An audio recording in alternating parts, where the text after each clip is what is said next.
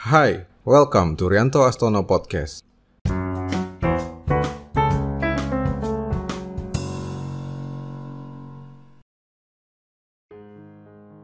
Kita jarang memperhatikan nafas kita, padahal itu adalah ciri terpenting kehidupan, yang membedakan antara mati dan hidup. Soalnya mungkin, nafas merupakan sesuatu yang secara refleks kita lakukan. Tanpa perlu dipikir terlalu banyak, kita akan secara otomatis bernafas 24 jam sehari, setiap hari, sampai pada akhirnya kita mati.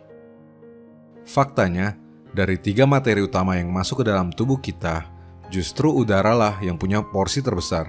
Kita mengkonsumsi 1 hingga 2 kg makanan setiap hari. Kita mengkonsumsi 2 hingga 3 kg cairan setiap hari. Dan kita mengkonsumsi 10 hingga 20 kg udara setiap hari. Tetapi topik yang selalu kita pusingkan hanyalah melulu tentang makanan atau minuman yang sehat. Anehnya, kita tidak terlalu peduli dengan cara bernafas atau udara yang sehat.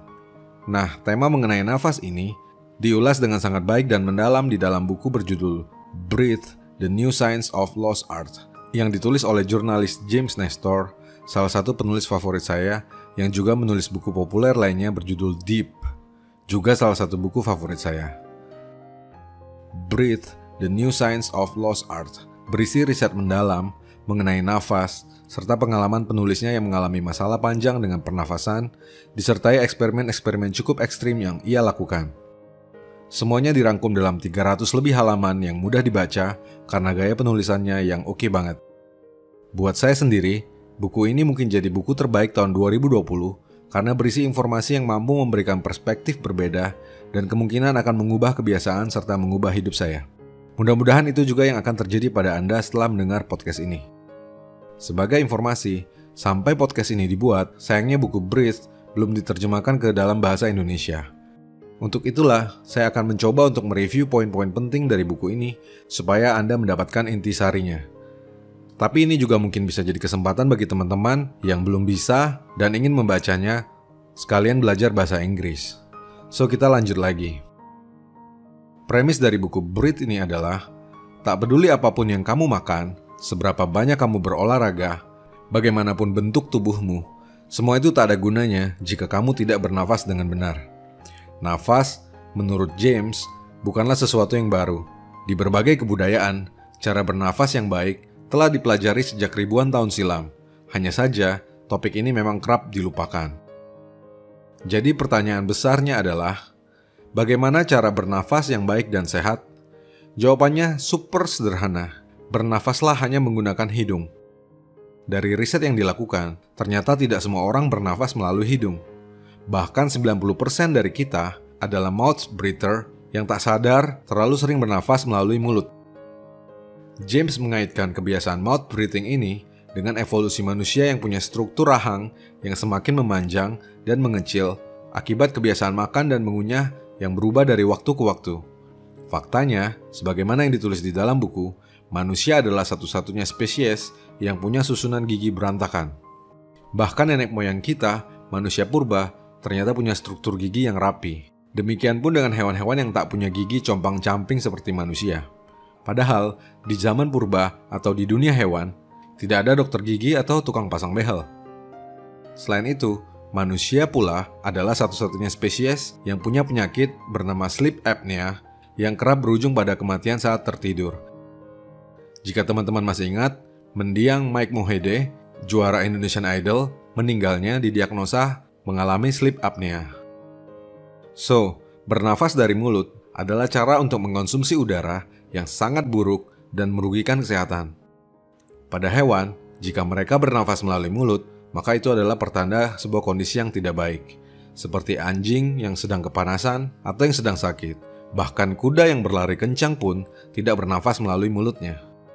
Lebih jauh, untuk membuktikan ini, bahkan si penulis rela untuk melakukan eksperimen dengan memasukkan kawat kecil di dalam rongga hidungnya dengan sebuah tindakan operasi untuk membuatnya hanya dapat bernafas melalui mulut selama 10 hari, sembari melakukan berbagai tes dan pengukuran-pengukuran medis pada tubuhnya. Tidak perlu waktu yang lama sebelum tekanan darahnya akhirnya naik. Kemudian ia merasa tidak berenergi, tidur mengorok hingga berjam-jam, dan semua kekacauan lain dalam tubuhnya saat ia hanya bernafas melalui mulut. Setelah itu, Ia pun melakukan tes dengan bernafas hanya melalui hidungnya dengan cara memplester bibirnya. Dalam sekejap, ia pun merasa jauh lebih baik. Dalam 3 hari, durasi mendengkurnya menurun dari 4 jam menjadi hanya 10 menit saja.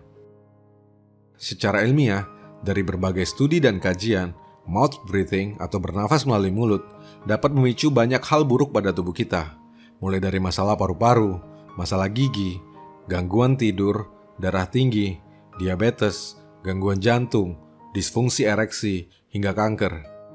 Maka, bernafas yang baik adalah kunci hidup yang sehat. Bernafas dari hidung akan membuat udara tersaring, dilembabkan, dan dipanaskan oleh organ yang memang dirancang untuk melakukan aktivitas tersebut.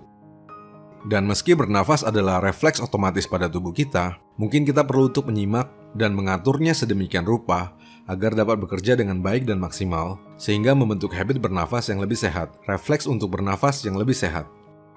Di dalam buku Breathe, diceritakan jika penulis berpetualang ke banyak tempat untuk mempelajari seni pernafasan yang dilakukan di berbagai negara.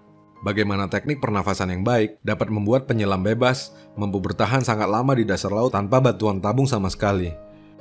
Bagaimana atlet dan olahragawan serta penyanyi dapat memaksimalkan aktivitasnya hanya dengan mengatur nafasnya. Bagaimana nafas dapat menyembuhkan tak hanya penyakit fisik, melainkan juga spiritual dan penyakit mental. Semua dipaparkan dan diceritakan dengan sangat menarik di dalam buku ini. James Nestor pada akhirnya membagikan sebuah teknik yang paling optimum setelah serangkaian eksperimen yang ia lakukan, yaitu 5,5 detik untuk menarik nafas dan 5,5 detik untuk menghembuskannya. Semuanya melalui hidung dengan nafas hingga ke perut yang akan mengembangkan diafragma, sehingga paru-paru dapat menyerapnya secara optimal. Ingat, bernafaslah dengan perut, bukan dengan dada. Buat saya, semenjak membaca buku ini, saya mulai lebih sering menyadari nafas saya dan mulai mengaturnya agar senantiasa dilakukan hanya melalui hidung, tarik dan hembusnya, inhale dan exhale-nya. Saya meyakini jika melakukan ini tahap demi tahap, ia dapat menjadi kebiasaan jangka panjang yang menyehatkan. Kita barangkali memang perlu mengambil waktu beberapa menit hingga jam dalam sehari hanya untuk membetulkan nafas kita. Entah apapun nama kegiatannya, mau meditasi, atau merenung, atau refleksi, intinya saat itulah kita membenarkan cara kita bernafas. Bahkan 10 menit sehari pun seharusnya lebih baik daripada tidak sama sekali. Nah, jika teman-teman membutuhkannya, teman-teman bisa menggunakan sebuah aplikasi yang gratis bernama Breathly yang dapat diunduh di Android maupun di iOS untuk membantu dan memandu kita bernafas dengan baik. Jadi, bernafas dari hidung adalah hal yang pertama harus kita lakukan. Selanjutnya, kita perlu untuk mulai belajar bagaimana untuk mengoptimalkan nafas dengan durasi tertentu, panjang dan pendeknya, sesuai dengan kebutuhan kita. Karena durasi nafas, inhale dan exhale akan berbeda-beda. Misalnya untuk relax, setelah bangun tidur, saat sedang berolahraga, dan yang dapat kita lakukan sepanjang hari. Nah, kabar baiknya, semua pattern bernafas itu dapat kita temui di aplikasi Breathly tadi. Jadi, saya sarankan teman-teman untuk menggunakan aplikasi tersebut. Gratis, bebas iklan, simple, tidak berat, dan sangat mudah untuk digunakan.